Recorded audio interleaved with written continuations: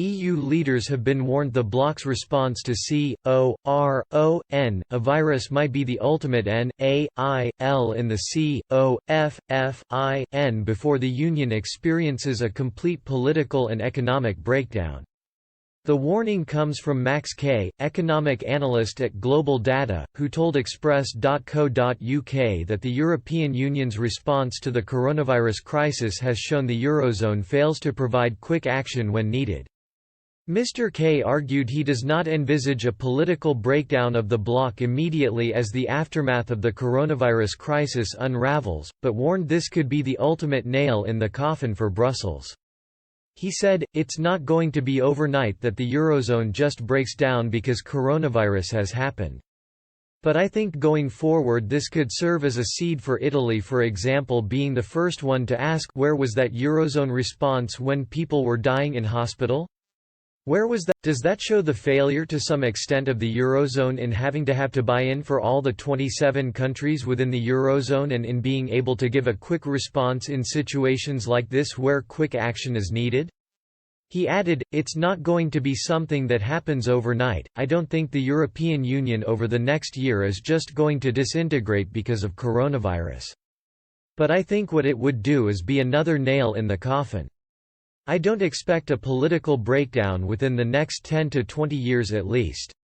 But I think that what this would do is to maybe quicken that process, and it makes you realize that ultimately, everyone is in it for themselves," he concluded. It comes as Italian Prime Minister Giuseppe Conte warned the EU could see a real risk of collapsing unless a united stance on coronavirus will be agreed. He told BBC, "It's a big challenge to the existence of Europe and the history of Europe. We're not just writing pages in the books of economics, we're writing pages in history books. This is a big appointment with history and we cannot miss it. Myself and other European leaders need to rise to the challenge.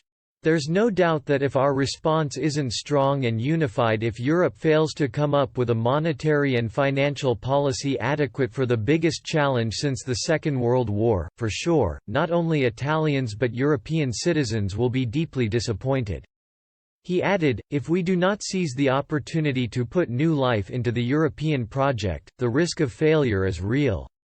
Mr. Conte urged sticking with the rigid lockdown, rejecting calls from businesses to open factories, while France extended its lockdown past April 15, though the increase of hospital disunity in the European Union EU finance ministers failed to agree on a joint response on more economic support for their countries, despite talks that stretched into the night on a 16-hour video conference.